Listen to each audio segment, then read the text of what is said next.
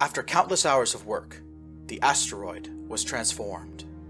An impulse engine, of the type used to propel modern starships, was attached to the asteroid. Its position on the surface was chosen after very careful calculations. The power plant and fuel tanks were buried deep within the surface, reducing waste heat and exhaust to negligible levels. Finally, one of the starships flew low over the surface, spraying a black substance over the asteroid. After a few minutes, the stadium-sized rock was completely black. The stealth composite materials rendered it invisible to all but the most powerful of military sensors. Their work complete, the crew moved on to the next asteroid. Chapter 15. Caera's Story. Trig did not let go of his mother for a whole minute. Panico, Cantor, and Rulon sat down at the table to give them a few moments' peace. "You've grown so big," said Caera, "and you have the keystone shard. I'm so proud of you coming on your own. But why are you here?" Ahem. Panico cleared his throat loudly. "I think I can answer that." Caera looked over Trig's shoulder, and her eyes went wide.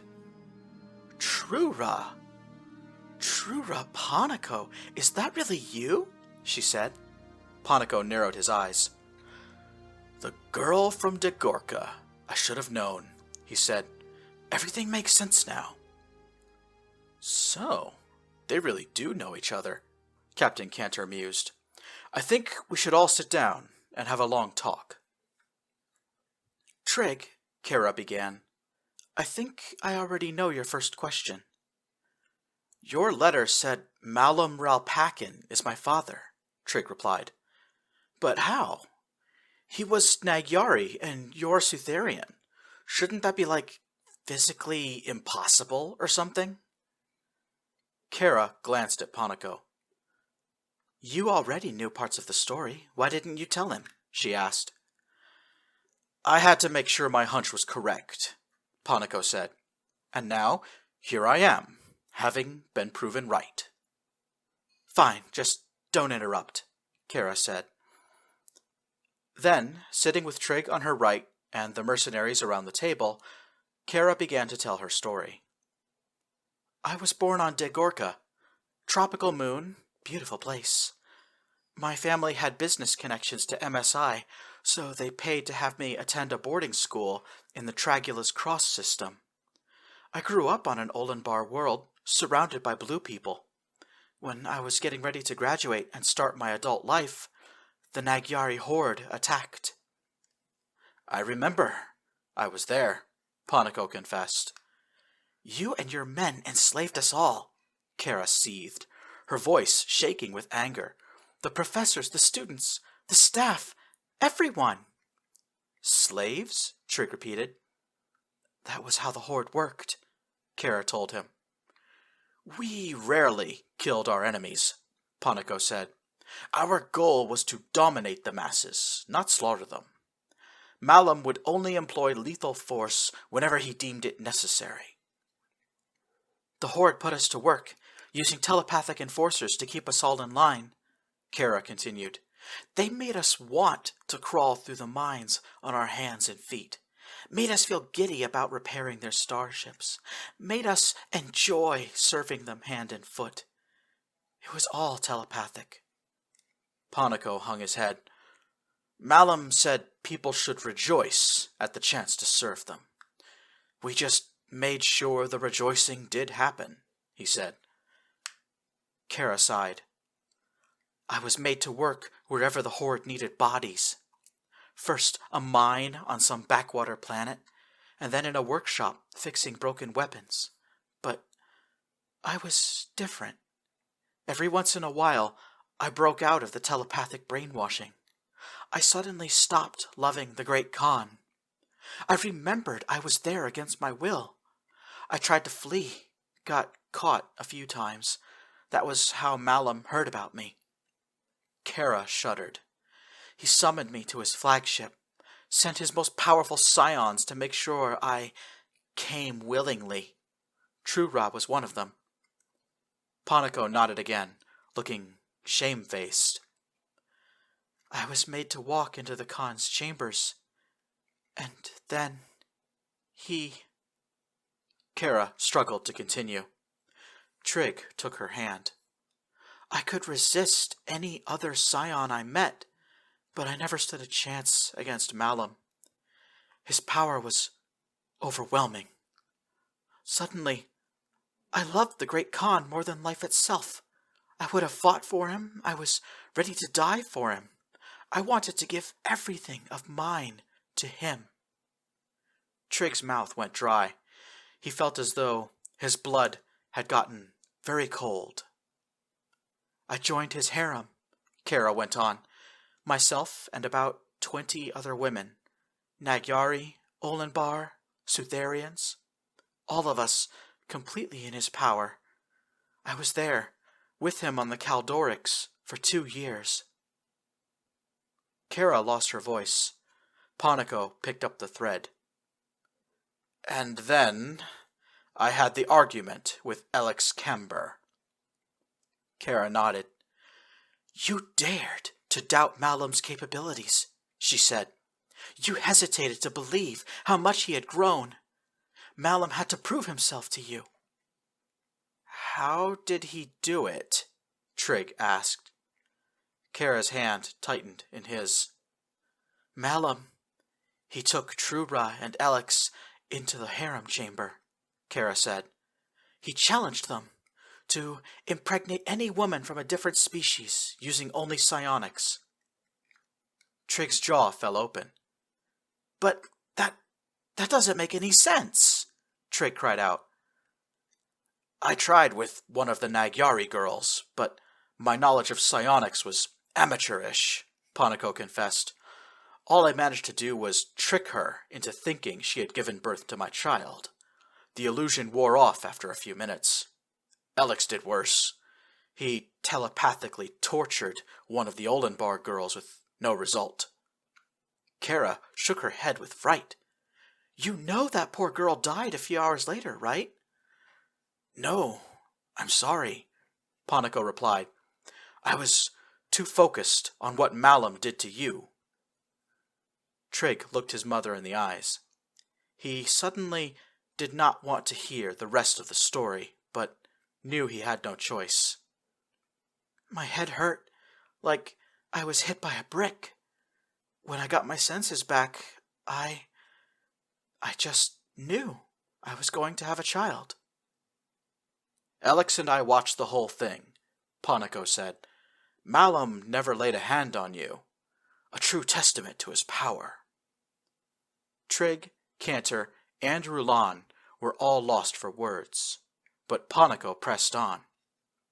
Caera, I cannot change what happened in the past, but I need to ask you 2 questions. One from myself, and one on behalf of your son here.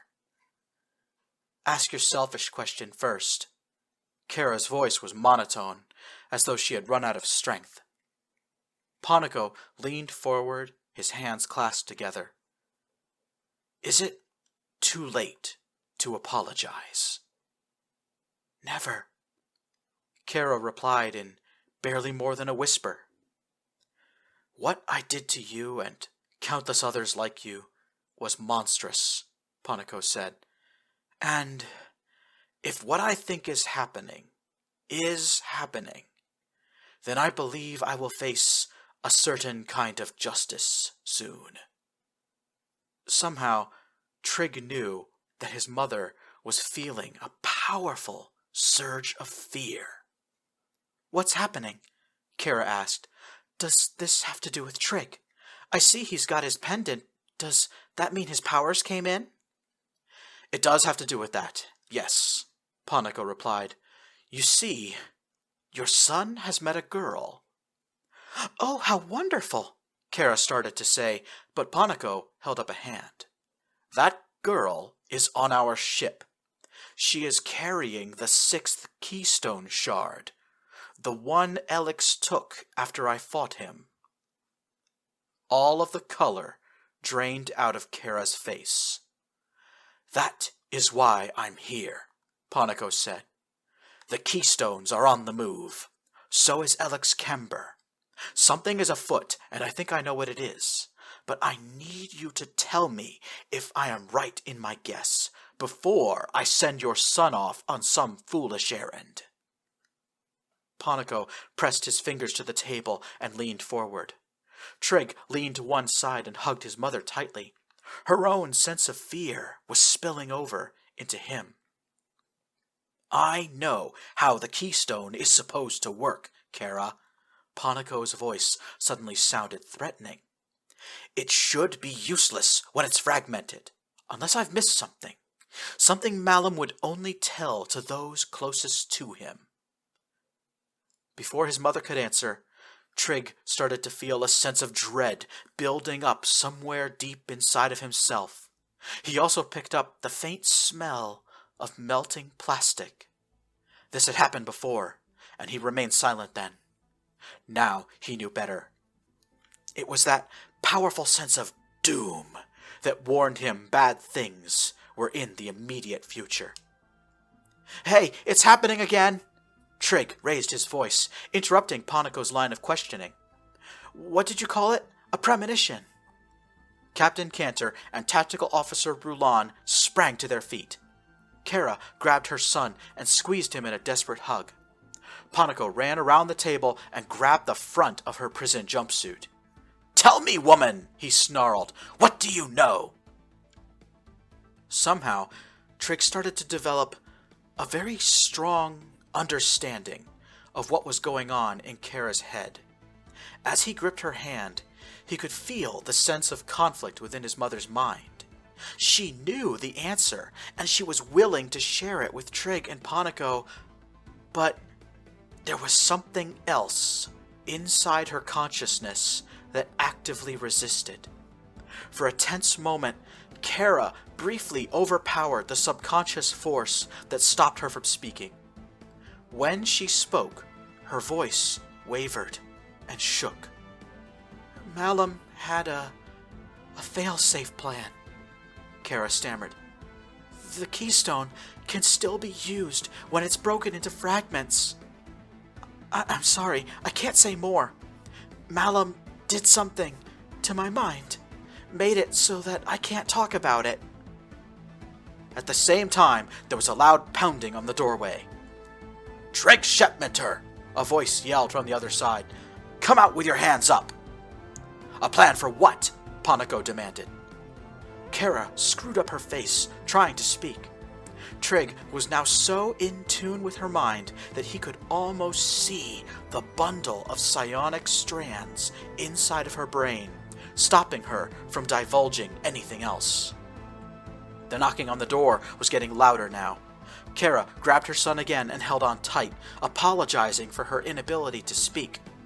"Panico! Shepminter!" Captain Cantor yelled. "Get your heads in the game!" Someone was attempting to smash the door. Cantor and Roulan were putting their shoulders to it, holding it in place. At that moment, the voice of Warden Aquila came over the intercom. "Trig Shepminter, my deepest apologies, but the situation has changed. Your friend from Lightwater reached out to us, a gentleman by the name of Alex Kember. He is quite desperate to get you on the next transport out of here. Same goes for the lovely young lady aboard your starship. Please, step away from your friends and place your hands on top of your head." Now the sense of dread had turned into the familiar feeling of impending doom. Bad things were about to happen, and Trig knew it. He shouted to the ceiling, "Go to hell! We'll send you there ourselves if you need the help." "Sounds like we're fighting our way out of this," Captain Cantor told his colleagues. "Weapons at the ready."